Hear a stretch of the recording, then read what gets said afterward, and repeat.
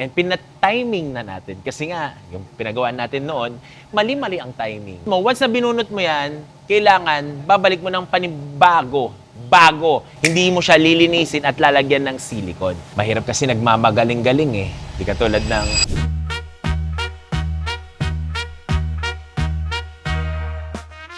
So guys, nasa 100 era na naman tayo ngayon. So ngayon, nagpalit tayo ng headlight, signal light, fog light. At the same time, since mahina ang ilaw, nagpalit tayo ng mga bumbilya, ng mga LED. Buti na lang, nandiyan ang LED lights natin. Then medyo naiinip tayo at since nasa 100 era tayo, hindi lahat puro local lang gamit natin. Dapat gamitin natin, aayusan na din natin yung Lexus natin at papalitan natin yung mugs. Since medyo hindi natin mabenta yung Jaos Victron natin, sabi ko nga sa inyo, magbubuo tayo sa kotse na lang natin. Ikakabit natin sa kotse natin yung Jaos Victron. So guys, ayan, nandito tayo sa Lexus na 470, ang high-end ng mga Land Cruiser. Kasi nandun yung luxury feels ng Land Cruiser.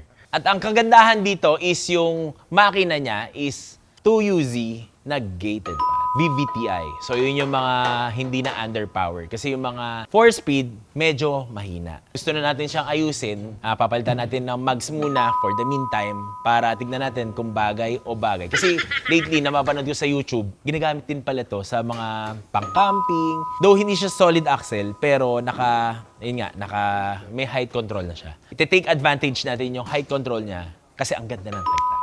And by the way guys, this Safari natin na Y60 na short wheelbase, this is for sale na guys. So, naibalik natin yung mugs niya, babalik natin yung upuan in order na mababa natin siya, mabebenta.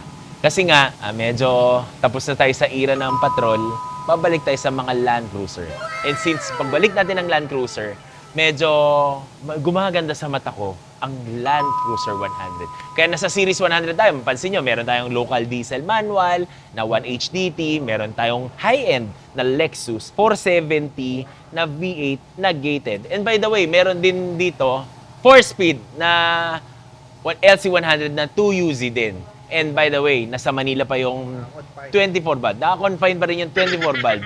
Excited na akong kunin yung 24 bulb natin kasi nga, medyo, ayun yung pinaghahandaan natin. Kumbaga, naayos natin yung clutch, na-upgrade natin yung clutch, pinaayos natin yung fifth gear, pinalagyan natin ng exhaust, and pinatiming na natin. Kasi nga, yung pinagawa natin noon, mali-mali ang timing. And also, yung injector, ang ginawa sa injector natin, nilagyan ng silicone. Sinilicone lang yung injector natin, which is, dapat, na pag binunot mo, once na binunot mo yan, kailangan babalik mo ng panibago. Bago. Hindi mo siya lilinisin at lalagyan ng silicone.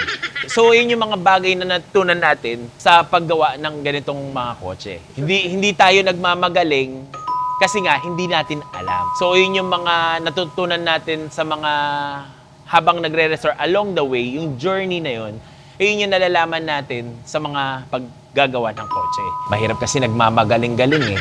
Di katulad ng... So, yun lang. This for the update of 100 series and 100 era natin. So, saying goodbye to this car. Sana mabenta na. And abangan nyo yung mga build natin. Ayos ba yung shirt natin? Shout out kay Sneak Customs sa Dubai. Mga tunay na kaibigan natin sa Dubai. Yun lang. See you tomorrow.